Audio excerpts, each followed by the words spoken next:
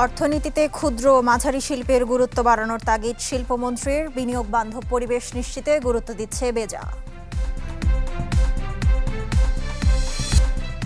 প্রবাসী আয়ে নতুন রেকর্ড, প্রণোদনা ও রাজনৈতিক স্থিতিশীলতায় বাড়ছে রেমিটেন্স পাঠানোর পরিমাণ।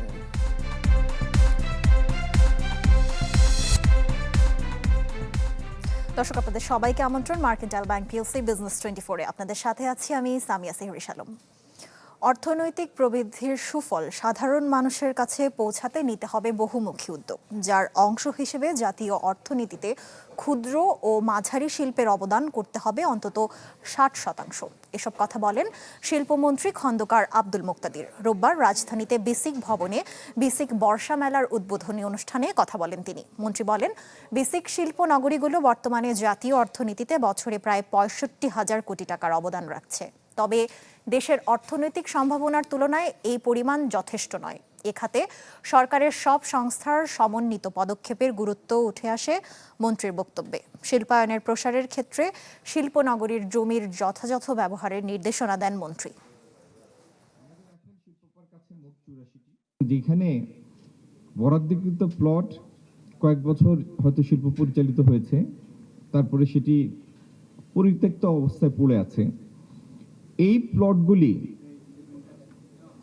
দ্রুত কিভাবে আমরা উদ্যোক্তাদের সংশ্লিষ্ট করতে পারি, এটি হবে আপনাদের আগামী দিনের পারফরমেন্স, যার যেই শিল্প পার্কের সাথে সংশ্লিষ্ট আছেন। কর্মসংস্থান সৃষ্টির মাধ্যমে গতিশীল অর্থনীতি গড়াই লক্ষ্য সরকারের, তাই বিনিয়োগ বান্ধব পরিবেশ নিশ্চিতে দেওয়া হচ্ছে অগ্রাধিকার। একথা জানিয়েছেন বাংলাদেশ অর্থনৈতিক অঞ্চল কর্তৃপক্ষ বেজার নির্বাহী চেয়ারম্যান চৌধুরী আশিক মাহমুদ। রবিবার রাজধানীতে জাতীয় বিশেষ অর্থনৈতিক অঞ্চলের জমি লিজ বিষয়ক এক চুক্তি স্বাক্ষর অনুষ্ঠানে কথা বলেন তিনি। জানান, বিনিয়োগকারীদের দ্রুত শিল্প স্থাপন ও রপ্তানিমুখী শিল্প বিকাশে সরকার নানামুখী উদ্যোগ নিয়েছে। কেবল জমি বরাদ্দ দেওয়া নয়, নতুন শিল্প প্রতিষ্ঠানগুলোর মাধ্যমে কর্মসংস্থানের সুযোগও সৃষ্টি হবে। প্রতিষ্ঠানগুলোতে গ্যাস ও বিদ্যুতের সমস্যা সমাধানে রয়েছে নতুন পদক্ষেপ। এদিন দুটি প্রতিষ্ঠানকে 62 একর জমি লিজ দেয় সরকার, যাতে নতুন বিনিয়োগ আসবে প্রায় $66 মিলিয়ন।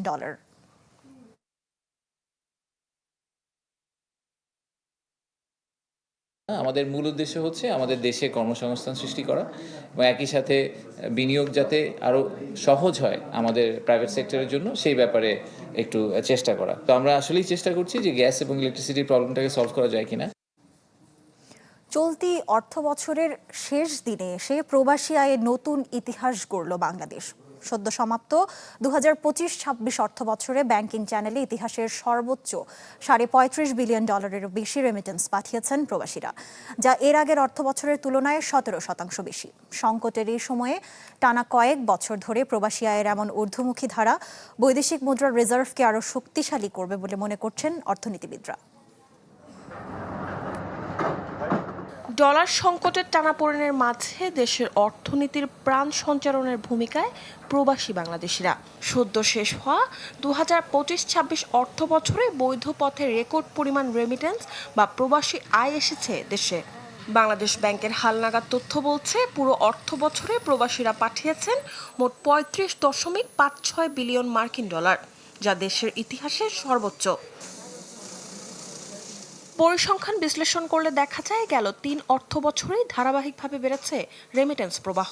2023-24 অর্থ বছরে প্রবাসী আয়ের পরিমাণ যেখানে ছিল $23.91 বিলিয়ন, ঠিক তার পরের বছর অর্থাৎ 2024-25 অর্থ বছরে তা এক লাফে 26% বেশি প্রবৃদ্ধি নিয়ে ছাড়িয়ে যায় 30 বিলিয়নের ঘর। আর সদ্য সমাপ্ত অর্থ বছরে তা বেড়েছে 17.3%। প্রতিটা ব্যাংকের মধ্যে একটা প্রতিযোগিতা আছে, তারা কিভাবে রেমিটেন্স, ফরেন রেমিটেন্স আহরণ করতে পারে। তারা বিদেশে তাদের যে অ্যাগ্রিগেটর বা বিভিন্ন এক্সচেঞ্জ হাউস আছে তাদের সাথে নিবিড় যোগাযোগ রাখছে। এই যোগাযোগের কারণেই ব্যাংকিং সেক্টরে এখন বৈদেশিক মুদ্রা অনেক অধিক হারে আসছে, যেটা আগে আসতো না। অর্থনীতিবিদ বলছেন, প্রবাসী আয়ে 2.5% প্রণোদনা এবং ডলারের দর বাজারের সাথে সামঞ্জস্যপূর্ণ করায় বৈধ চ্যানেলে রেমিটেন্স পাঠাতে বেশি উৎসাহিত হচ্ছেন প্রবাসীরা। রাজনৈতিক স্থিতিশীলতাও একটি বড় কারণ। যে ইনসেনটিভ স্ট্রাকচারটি রয়েছে রেমিটেন্স আকৃষ্ট করার জন্য, সেটাও যথেষ্ট আকর্ষণীয়। সরকার থেকে 2.5% দেওয়া হচ্ছে এবং ব্যাংকগুলো চাইলে তার নিজের মতো করে আরও 1% যুক্ত করে রেমিটেন্স আনতে পারে। সেইগুলোর কারণেও ফর্মাল চ্যানেলে হুন্ডির বাইরে গিয়ে রেমিটেন্স আসার প্রবণতা আছে। অন্যান্য বিভিন্ন ক্ষেত্রে যেখানটায় আমরা বিভিন্ন চ্যালেঞ্জের সম্মুখীন হচ্ছি, এই চ্যালেঞ্জগুলো মোকাবেলা করার জন্যে যে শক্তিটা দরকার, এই শক্তিটা কিন্তু আমরা রেমিটেন্স থেকে অনেকটাই পাচ্ছি, যার ফলে আমরা আমাদের বর্তমান সমস্যাগুলোকে কিছুটা হলেও আমরা এটাকে নিয়ন্ত্রণের মধ্যে রাখতে সক্ষম হচ্ছি। এই প্রবাসী আয়ে ভর করে দেশের মোট বৈদেশিক মুদ্রা রিজার্ভ ছাড়িয়েছে $37 বিলিয়ন। মরিয়ম আজিজ মৌরিন, চ্যানেল 24, ঢাকা। চলতি অর্থ বছরের শেষ দিকে এসেও ইউরোপের বাজারে নিম্নমুখী বাংলাদেশের তৈরি পোশাকের রপ্তানি। গত 11 মাসে তৈরি পোশাকের রপ্তানি কমেছে প্রায় 3.5%। রপ্তানিকারকরা বলছেন, বৈশ্বিক সংকটের পাশাপাশি দেশে উৎপাদন ব্যয় বৃদ্ধি এবং কাস্টমস বন্ড ব্যবস্থাপনায় জটিলতার জেরে প্রতিযোগী দেশগুলোর সাথে সক্ষমতায় পিছিয়ে যাচ্ছে বাংলাদেশ। ইউরোপের বাজারে জনপ্রিয়তা ও চাহিদার শীর্ষে থাকে বাংলাদেশের তৈরি পোশাক। তাই তো বর্তমানে বাংলাদেশ থেকে সবচেয়ে বেশি গার্মেন্টস পণ্য রপ্তানি হয় ইইউ এর বাজারে। কিন্তু প্রতিযোগিতার দৌড়ে ক্রমেই পিছিয়ে পড়ার আভাস মিলছে বাংলাদেশের। মোহাম্মদ বাইজিদ, যিনি দীর্ঘদিন ধরে ইউরোপের বিভিন্ন দেশে পোশাক রপ্তানি করেন, আগে ব্যবসা থেকে ভালো আয় হলেও বর্তমানে তা অর্ধেকে নেমেছে। ওয়ার্কারদের স্যালারি আমাদের ইনক্রিজ করতে হচ্ছে। এখানে যে আমাদের প্রফিট মার্জিনটা অনেক বাইরের কাছ থেকে আমরা কম পাচ্ছি, আর ওয়ার্কারও বেশি দিতে হচ্ছে। এবং আমরা যে ব্যাংক থেকে যে আমরা সাপোর্ট পাবো, ব্যাংকও আমার কিন্তু কোনো সাপোর্ট করতেছে না। বৈশ্বিক চাহিদা কমে যাওয়ার প্রভাব সব রপ্তানিকারক দেশের উপর পড়লেও বাংলাদেশের প্রভাব একটু বেশি। বিশেষ করে ইইউ এর বাজারে অন্যতম প্রতিযোগী চীন ও ভিয়েতনামের তুলনায় বাংলাদেশের প্রবৃদ্ধির ছন্দপতন উল্লেখ করার মতো। এর প্রভাব পড়েছে গার্মেন্টস কর্মী থেকে সংশ্লিষ্ট সবার ওপর। সংকট বা জটিলতার কারণে কেন এমন নিম্নমুখী ধারা জানতে চাইলে খাত সংশ্লিষ্টরা বলছেন, বৈশ্বিক অস্থিরতার কথা, সেই সাথে দেশের ব্যাংকিং জটিলতাও একটি কারণ। আমাদের এখানে 15%, 16% ইন্টারেস্ট রেট। তো এই পরিস্থিতিতে আমাদের যে আমরা কোন দিকে যাব, কি করব, আমি দীর্ঘদিন যাবৎ বলে আসছি, ব্যাংকগুলি আমাদেরকে নানাভাবে অসহযোগিতা করছে। প্রতিদিন এই ধরনের অনেক অভিযোগ আমাদের কাছে আসছে যে ব্যাংকগুলি কিভাবে তাদেরকে নিঃস্ব করে দিচ্ছে, কিভাবে তাদেরকে অসহযোগিতা করছে, কিভাবে রপ্তানিকে ব্যাহত করতেছে। ইউরোস্টেটের সর্বশেষ তথ্য অনুযায়ী চলতি বছরের প্রথম প্রান্তিকে ইইউতে বাংলাদেশের পোশাক রপ্তানি 19.2% কমেছে। রপ্তানি উন্নয়ন ব্যুরোর তথ্য মতে অর্থ বছরের জুলাই-মে মাসে ইইউভুক্ত দেশগুলোতে পোশাক রপ্তানি হয়েছে $1,736 কোটি। আগের অর্থ বছরের একই সময়ে যা ছিল প্রায় $1,800 কোটি। আর পুরো 2024-25 অর্থ বছরে ইইউতে বাংলাদেশের পোশাক রপ্তানি 9.1% বেড়ে পৌঁছেছিল $1,971 কোটি। মাননীয় প্রধানমন্ত্রী সাহসী উদ্যোগ নিয়েছেন, বন্ধ কারখানা খুলবেন। তো বন্ধ কারখানাগুলি খোলাটা অনেক কঠিন, চালু করা অনেক কঠিন, কিন্তু এই চলমান ফ্যাক্টরিগুলিকে সামান্য একটু সহযোগিতা করলেই কিন্তু এগুলি বেঁচে যায়। সেই সহযোগিতাগুলির কোনো লক্ষণ বা কোনো রকমের পরিস্থিতি আমরা কিন্তু দেখছি না। শুধু রপ্তানি আয় কমেনি, কমেছে পোশাকের দামও। 3 মাসে প্রতি কেজি পোশাকের গড় রপ্তানি মূল্য 15.71 ইউরো থেকে কমে 13.84 ইউরোতে নেমেছে। অর্থাৎ প্রতি কেজি পোশাকের গড় রপ্তানি মূল্য প্রায় 12% কমেছে। রৌনক মাহমুদ সৌরভ, চ্যানেল 24, ঢাকা। 400 বছরের ইতিহাসে ধোলাইখাল বদলেছে বহুবার। খাল হারিয়ে তৈরি হয়েছে মোটরযান যন্ত্রাংশ, মেশিন টুলস ও ইঞ্জিন মেরামত বাজার, যা বাৎসরিক টাকার অঙ্কের প্রায় 500 কোটি টাকা।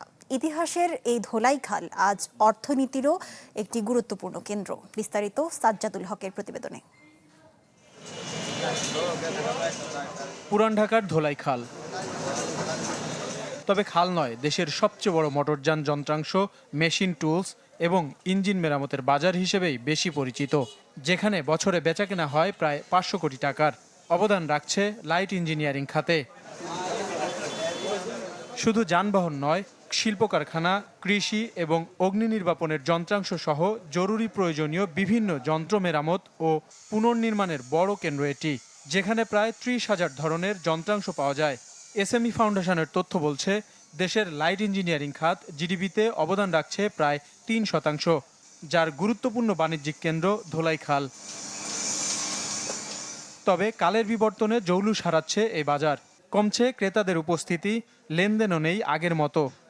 ধোলাইখালে দালাল এবং ফয়রা দিয়ে ভরে গেছে, তো কাস্টমার এখানে আসে না। বাড়তি হিসাবে মাল কিনতেছে, কিন্তু কাস্টমার কিন্তু বাড়ায় রেট দেয় না। ব্যবসার আগের মতো হয় না, মানে আগে যা কামাইতাম 4 ভাগের 1 ভাগও না। আগে মোটামুটি খাইলে ভালোই ছিলাম, এখন খুব কষ্ট হইতাছে। মনে করেন মাস শেষ আইলে একটা দুশ্চিন্তায় পড়তে হয়।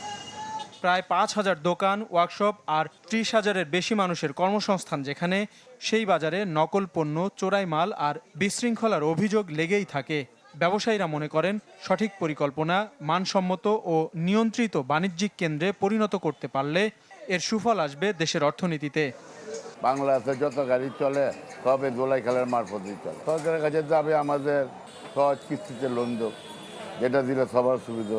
এখন যে ইন্টারেস্ট, এই ইন্টারেস্টে তো এই লোন নেওয়া মানুষের ব্যবসায়ী দেয়। এদেরকে যদি সঠিকভাবে পেট্রোনাইজ করে, তাদের এই মেধাগুলো যদি কাজে লাগানো যায়, তাহলে এই মেধা দিয়ে তারা কি করবে জানেন, তারা বড় বড় ইন্ডাস্ট্রিতে তারা ভূমিকা রাখতে পারবে এবং এর মাধ্যমে তারা যদি এটা করে, দেশের আয় যেমন বৃদ্ধি পাবে, শিল্প যেমন বৃদ্ধি পাবে, প্লাস বিদেশ থেকে আমি যে শিল্প কারখানার পার্ট, যন্ত্রপাতি বা অনেক কিছু আমদানি করি, এই আমদানি আমার করা লাগবে না, ফলে আমার রেমিটেন্স, ফরেন কারেন্সি বেঁচে যাবে। তবে দেশের অন্যতম এই বাণিজ্যিক কেন্দ্র এমন বিশৃঙ্খলার বৃত্তেই আটকে থাকবে নাকি জিডিপিতে আরও অবদান রাখবে, তা নির্ভর করছে সরকারের নীতিগত সিদ্ধান্তের ওপর। সাজ্জাদুল হক, চ্যানেল 24, ঢাকা। যুক্তরাষ্ট্রে এবার স্বাধীনতা দিবসের কুক আউট পার্টির খরচ পৌঁছেছে রেকর্ড পর্যায়ে। আমেরিকান ফার্ম ব্যুরোর জরিপ বলছে 10 জনের খাবারের খরচ গতবারের চেয়ে 4% বেশি, যা সামগ্রিক মূল্যস্ফীতির প্রায় সমান্তরাল। অঞ্চলভেদে খরচেও রয়েছে বড় তারতম্য। খুচরা দাম বাড়লেও কৃষকের ভাগ্যে জুটছে সামান্যই। 250 বছরে মার্কিন যুক্তরাষ্ট্র, কিন্তু স্বাধীনতা দিবসে একসাথে পরিবার নিয়ে বসে খাবারের আয়োজনের রীতিতে ভাগ বসিয়েছে অতিরিক্ত দাম। $73.82। এবার স্বাধীনতা দিবসের কুক আউট পার্টিতে 10 জনের খাবারের খরচ উঠেছে এই রেকর্ড অঙ্কে। মাথাপিছু ব্যয় $7.38। আমেরিকান ফার্ম ব্যুরো ফেডারেশনের হিসেবে বছর ব্যবধানে খরচ বেড়েছে 4% বেশি, যা 2016 সালের জরিপ শুরু হওয়ার পর সর্বোচ্চ। তবে এই বৃদ্ধি সামগ্রিক মূল্যস্ফীতির প্রায় সমান্তরাল। মে পর্যন্ত 12 মাসে যুক্তরাষ্ট্রের মূল্যস্ফীতি 4.2, খাদ্যপণ্যে 3.1। মূল্যস্ফীতি সমন্বয় করলে এবারের খরচ গতবারের প্রায় সমান এবং 2022 সালের চেয়েও কম। মূল্যবৃদ্ধির পিছনে সবচেয়ে বড় ভূমিকা গরুর মাংসের। 2 পাউন্ড গরুর মাংসের দাম বেড়েছে 5.5%, বার্গার বানের 7, স্ট্রবেরিতে 12, আইসক্রিমে 5, মুরগির মাংসে 3.5। তবে বার্ড ফ্লু কাটিয়ে ওঠায় ডিমের খরচ কমেছে। আঞ্চলিক ব্যবধানও স্পষ্ট। পশ্চিমাঞ্চলে সবচেয়ে বেশি খরচ, 10 জনে $80, সবচেয়ে কম উত্তর পূর্বাঞ্চলে $71। খুচরা বাজারে দাম বাড়লেও কৃষকের হাতে যায় খাদ্য মূল্যের মাত্র 6%। পানীয় সহ পূর্ণাঙ্গ বারবিকিউ আয়োজনে খরচ পড়তে পারে মাথাপিছু $16 পর্যন্ত। মূল্যস্ফীতি সমন্বয় করলে গত 1 দশকে কুকআউটের প্রকৃত খরচ প্রায় অপরিবর্তিত, শুধু গরুর মাংসের দাম বাদে। গড় সাপ্তাহিক আয়ের মাত্র 0.6% খরচ হয় একটি কুকআউট খাবারে। 10 বছর আগেও যা ছিল একই। অথচ এই বাড়তি দামের সিংহভাগ পৌঁছাচ্ছে না মার্কিন কৃষকের ঘরে। মূল্যস্ফীতি ধীরে থিতু হলেও আগামী দিনেও হিসেব কষেই সাজাতে হবে আমেরিকান পারিবারিক উৎসবের টেবিল। ইফতেখার আলম, চ্যানেল 24। এরই সাথে শেষ করছি মার্কেন্টাইল ব্যাংক পিএলসি বিজনেস 24 এর এখনকার আয়োজন। এতক্ষণ সাথে থাকার জন্য ধন্যবাদ সবাইকে।